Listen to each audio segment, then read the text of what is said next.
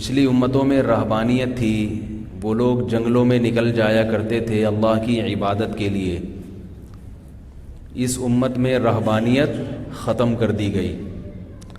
آپ صلی اللہ علیہ وسلم نے فرمایا لا رہبانیت فی الاسلام، اسلام میں رہبانیت نہیں ہے۔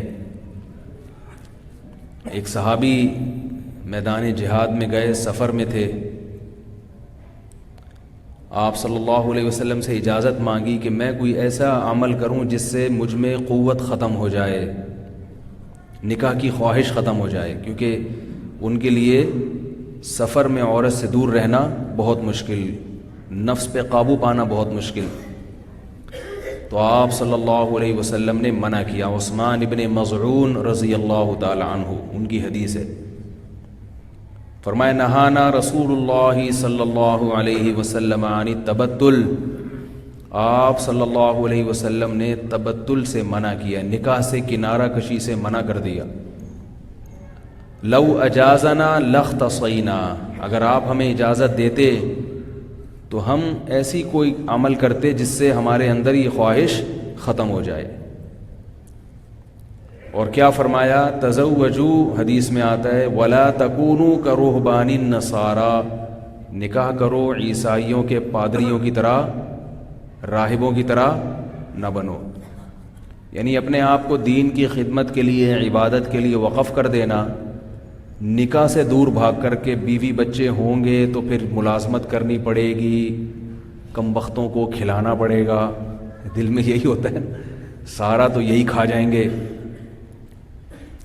نہ دل جمعی سے عبادت ہوگی، نہ تبلیغ میں وقت لگے گا، نہ خانقاہ میں محاسبے مراقبے ہو سکیں گے، نہ سلوک کے منازل طے ہو سکیں گے، اللہ اللہ بھی نہیں کرنے دیں گے بچے۔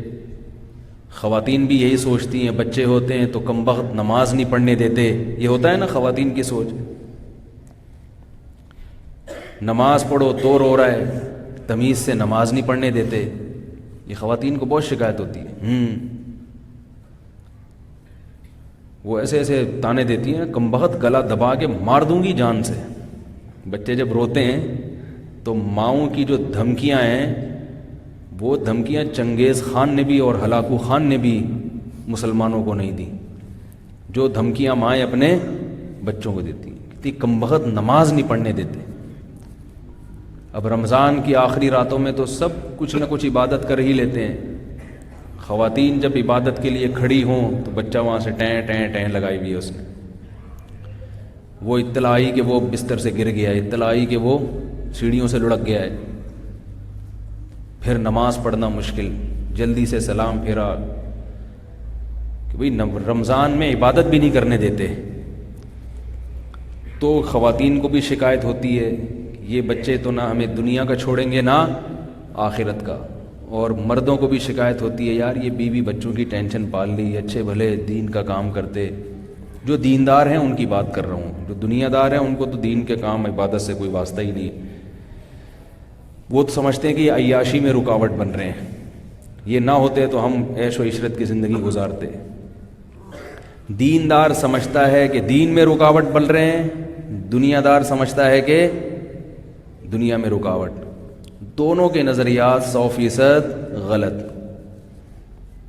دنیا میں تو رکاوٹ بنتے ہی نہیں ہے، جو ذہنی سکون اللہ نے رکھا ہے اپنی اولاد میں، اپنے گھر بار میں، وہ ذہنی سکون کسی اور عیاشی میں اللہ نے نہیں رکھا۔ عیاشی جو شراب کباب زنا میں لگے ہوئے لوگ ہیں، ان کی عیاشی 2-4 منٹ کی ہوتی ہے، آدھے گھنٹے کی ہوتی ہے، اس کے بعد بے سکونی۔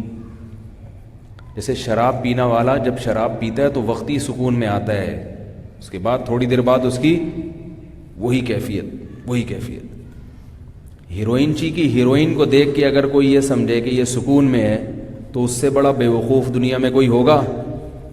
ارے ابھی یہ سٹا لگا رہا ہے تو سکون میں ہے، تھوڑی دیر بعد دیکھنا جب اس کو سٹا نہیں ملے گا تو کیا حالت ہوگی؟ نہیں آ رہی میرا خیال ہے۔ ایسے ہی زنا اور شراب میں پڑنے والے جب تک اس عمل سے گزر رہے ہوتے ہیں وقتی لذت ہوتی ہے، اس کے بعد بے سکونی کے کانٹے، ہر وقت ان کو انٹرٹینمنٹ کے لیے کچھ نہ کچھ چاہیے، پھر ہر لذت کا انسان عادی ہو جاتا ہے، دل بھر جاتا ہے، پھر چاہتا ہے اس سے زیادہ چاہیے مجھے. اور اللہ نے دنیا ایک حد تک دی ہے ہر ایک کو، لامحدود دنیا. قارون اور فرعون کو نہیں ملی تو مجھے اور آپ کو کہاں سے ملے گی؟ قارون سے زیادہ کما سکتے ہیں. ان مفاتحہ لتنوء بالعصبۃ اولی القوہ. اللہ فرماتے ہیں اس کے خزانوں کی چابیاں جانور لے کے چلا کرتے تھے. خزانے کتنے ہوں گے، چابیاں اتنی تھیں. اور فرعون کو کیسی حکومت، کتنی عیاشی، لیکن انسان کی صحت ساتھ چھوڑنا شروع کر دیتی.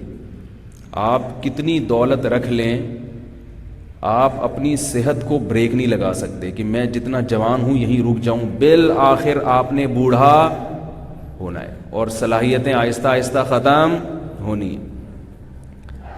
شراب پی لو جتنی مرضی پینا ہے، کب تک پیو گے؟ کچھ وقت کے بعد آپ کا جگر خراب ہو جائے. جیسے ہیروئنچی ہے نا، ہیروئن میں مزہ بہت زیادہ ہے، تباہی بھی اسی حساب سے. چرس میں مزہ کم ہے. میں نے نہ چرس پی کے دیکھی نہ ہیروئن پی کے دیکھی. کہیں آپ کہیں گے یار کیسی رپورٹیں پیش کر رہی ہے. لیکن چرسیوں کو بھی دیکھا ہے اور ہیروئنچیوں کو بھی دیکھا ہے. تو دیکھنے سے پتہ چلتا ہے زیادہ مزہ کس کو آ رہا ہے؟ ہیروئنچی کو آ رہا ہے، کیونکہ وہ بالکل ٹون ہو جاتے ہیں نا، بالکل ایسے. چرسی پھر بھی تھوڑے سے نارمل رہتے ہیں، ان کو کم مزہ آتا ہے.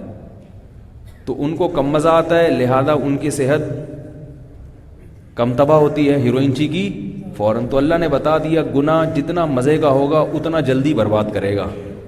سمجھ رہے ہو؟ شراب بھی ایسا ہی ہے. تو ہر وقت ان کو انٹرٹینمنٹ کے لیے چیزیں چاہیے، انٹرٹینمنٹ کے لیے کچھ نہ کچھ چاہیے ان کو، تبھی بے سکون ہوتے ہیں. آپ دیکھ لیں گوروں کی زندگی، یہ جو اتنی تفریحات میں لگتے ہیں نا گورے. میں ملیشیا گیا تو وہاں کچھ پکنک پوائنٹ تھے، وہ ہمارے دوست تھے ایک مولوی صاحب مسجد کے امام، مجھے لے گئے تو ہر جگہ گورے پہنچے ہوئے. تو مجھے پتا چلا کہ یہ لوگ اپنی پوری تنخواہ تفریح میں اڑاتے ہیں. مجھے اتنا ان پہ ترس آ رہا تھا کہ ان کا کوئی گھر بار نہیں ہے. ہم تو سفر میں ہوتے ہیں تو ایک ہفتہ 2 ہفتہ بس دل چاہتا ہے کہ اب کہاں بھاگو، گھر بھاگو. ٹھکانہ ہے، ایک آشیانہ ہے. ان بیچاروں کا کوئی ٹھکانہ ہی نہیں ہے. کتنی تفریح، کتنا سمندر، ساحل سمندر پہ ٹائم گزارے گا بھائی؟ کتنا ٹائم گزار لے گا؟ کیا رکھا ہے ساحل سمندر پہ؟ کیا ہے وہاں پہ؟ تو پڑے ہوئے ہیں رات کو بھی دن میں بھی، شرابیں پی رہے ہیں، بس زندگی اسی میں. یہ جو ہے نا گھر، یہ انسان کی نیچر ہے. جیسے پرندہ گھونسلہ بناتا ہے، دن بھر اڑتا ہے، رات کو کہاں پہنچتا ہے؟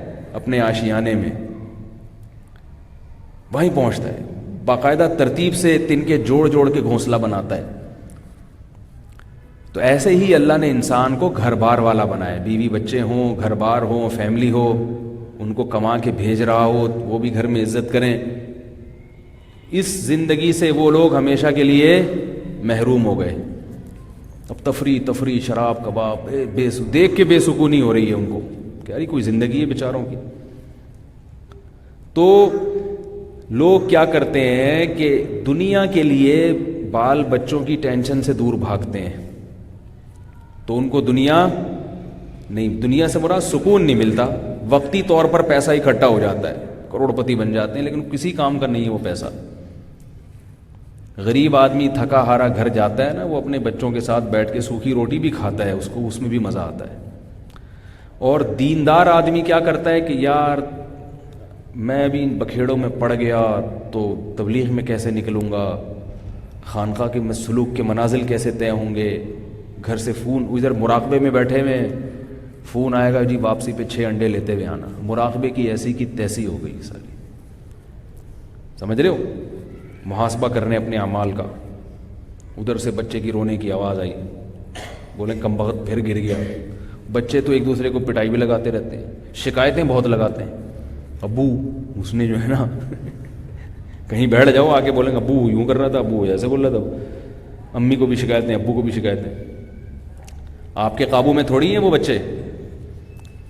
تو نبی صلی اللہ علیہ وسلم نے رہبانیت سے منع کر دیا کہ نہ. صحابہ کو کہا تزوجو، نکاح کرو، اولاد بھی رکھو، عیسائیوں کے راہبوں کی طرح مت بنو. اولاد بھی پیدا کرو. تزوج الودود الولود, ایسی عورت سے نکاح کرو جو زیادہ بچے جننے والی ہو.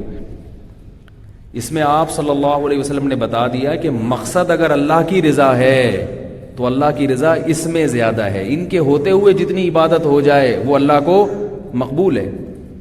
اسی لیے عورت کو یہ کبھی نہیں سوچنا چاہیے کہ میرے بچے مجھے نماز نہیں پڑھنے دے رہے, یہ نہیں کرنے دے رہے, وہ نہیں کرنے دے رہے, ہائے کمبخت.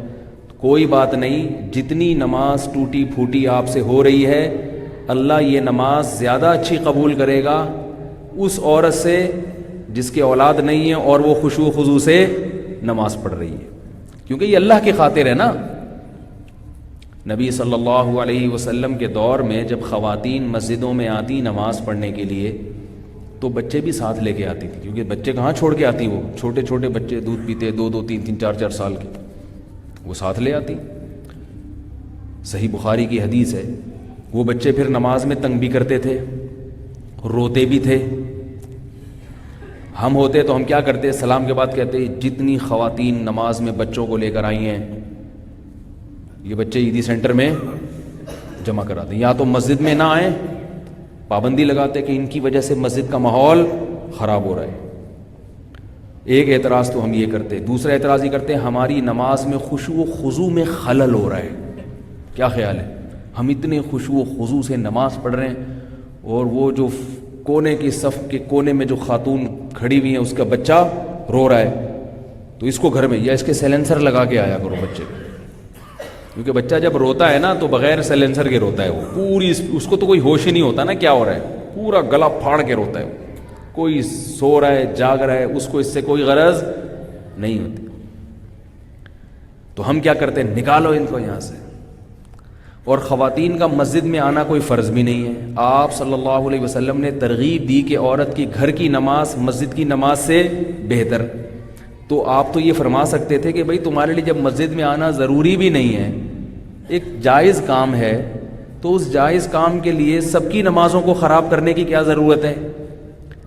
نہیں آ رہی سمجھ میں. یہی فرماتے ہیں نا کہ بھئی چلو فرض واجب ہوتا تو ہم کہتے بھائی بچے تو چھوڑ کے آ نہیں سکتی, مجبوری میں فرض کام ہے. فرض بھی نہیں ہے جماعت سے, پھر بھی آپ صلی اللہ علیہ وسلم نے ان کو اپریشیٹ کیا.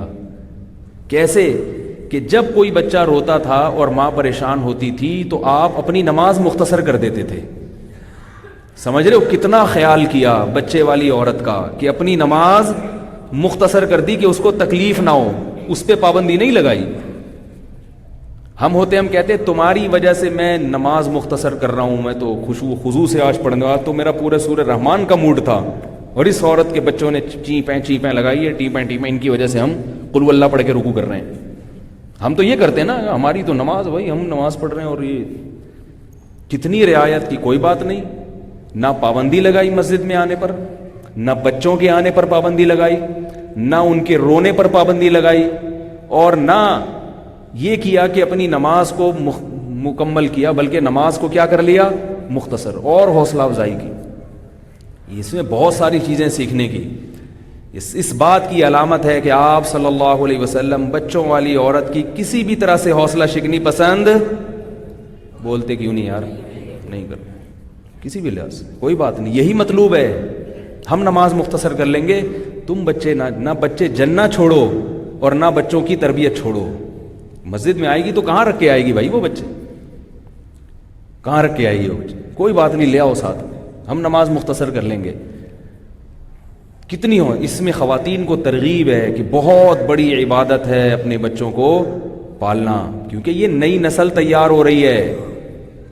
اسی میں علماء بھی پیدا ہوں گے, اسی میں مبلغین بھی پیدا ہوں گے, اسی میں تاجر بھی پیدا ہوں گے. ان تمام طبقے کا مسلمانوں کو فائدہ ہوگا. اگر مائیں بچے جننا چھوڑ دیں تو مسلمانوں کی نسل گھٹنا شروع ہو جائے گی, مسلمان ہر سطح پہ کمزور ہونا شروع ہو جائیں گے. یہ جو ہمارا ملک اتنا طاقتور ہے نا, پاکستان آبادی کی قوت کی وجہ سے پاورفل ہے. سعودی عرب کی فوج ہی نہیں ہے, کیونکہ پبلک ہی نہیں ہے اس کے پاس آرمی بنانے کے لیے, اتنے افراد ہی نہیں ہیں. خیر یہ ایک الگ موضوع ہے. تو میں جو عرض کر رہا تھا کہ اگر خواتین کی نماز میں بچوں کی وجہ سے خشوع و خضوع نہیں ہوتا تو پریشان نہ ہوں یہ سوچ لیا کریں کہ اللہ اسی نماز میں انشاءاللہ پورا اجر دے گا. اللہ کو یہ نماز پسند. ہمارے حضرت مفتی رشید احمد صاحب رحمہ اللہ تعالیٰ جب تہجد پڑھتے تھے، حضرت کے 7 یا 8 بچے تھے، تو فرماتے ہیں چھوٹے بچے بعض دفعہ روتے تھے، فرماتے ہیں میں وہی نماز پڑھتا تھا، وہاں سے جاتا نہیں تھا کہ بچے رو رہے ہیں نماز خراب ہو رہی نا، فرمایا وہی. اس لیے کہ اللہ کی رحمت نازل ہوتی ہے بچوں کے رونے پر. فرمایا مجھے نماز میں اور مزہ آتا ہے جب بچہ رو رہا ہوتا ہے.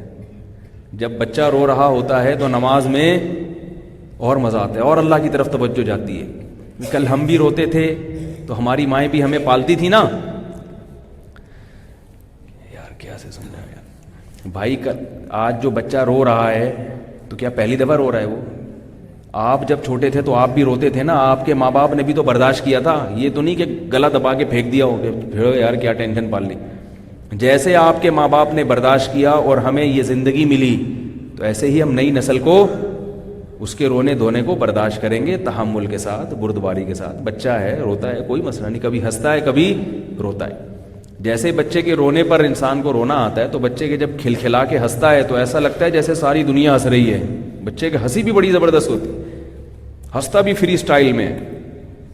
ہم تو ہنسیں گے نا تو مجلس کے آداب کا خیال کریں گے، یار کوئی دیکھ تو نہیں رہا، بہت تمیز سے ہنسیں گے. بھئی کتنے دانت دکھانے ہیں، اور دانت صاف ہوں گے تو ہنسیں گے، ورنہ کہیں گے یار ابھی رہنے دو، بس مسکرانے پر گزارا کرو. بہت بچے میں یہ تکلفات نہیں ہوتے، بچہ فری سٹائل ہنستا ہے تو ہے، نان اسٹاپ ہنستا ہے.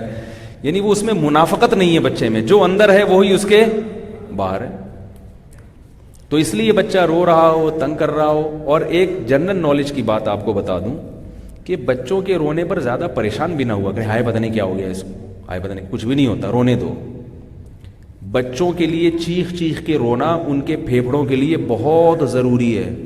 جو بچہ چیخ چلا کے نہیں روتا اس کے پھیپھڑے کمزور ہو جاتے ہیں. اور یہ اللہ نے اس لیے بھی رکھا ہے کہ آپ کے اندر برداشت پیدا ہو، تحمل پیدا ہو. کیونکہ جس آدمی میں برداشت نہیں ہے، جس عورت میں برداشت نہیں ہے، وہ دنیا کا کوئی کام نہیں کر سکتا. نہ وہ مرد کر سکتا ہے نہ عورت کر سکتا ہے. اپنے بچے ہی برداشت نہیں ہو رہے تو کیا کرو گے دنیا میں؟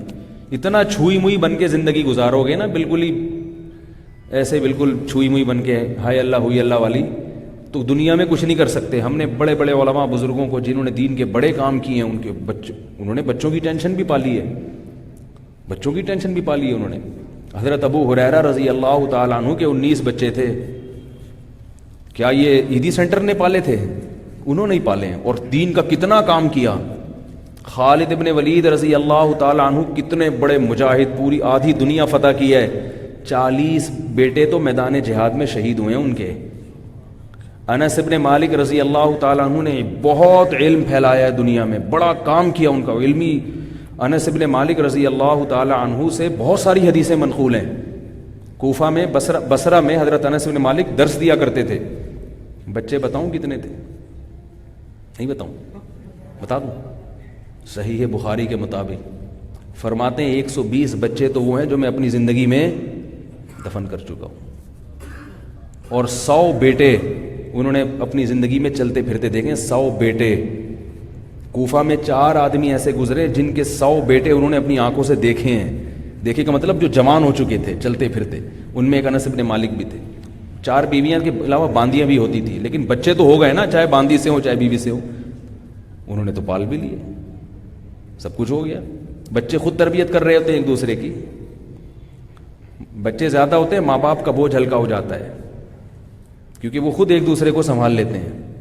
ایک کو پالنا مشکل ہے، ہر وقت ماں باپ کے ساتھ چمٹا رہے گا وہ ہر وقت. تو خیر، اس لیے آپ صلی اللہ علیہ وسلم نے چونکہ ترغیب دی ہے بھائی خاندان بھی ہوگا، اور مسلمان کا خاندان چھوٹا نہیں ہوتا، کیسا ہوتا ہے؟ بڑا ہوتا ہے. تو بڑا خاندان ہے تو ذمہ داریاں بھی اسی حساب سے.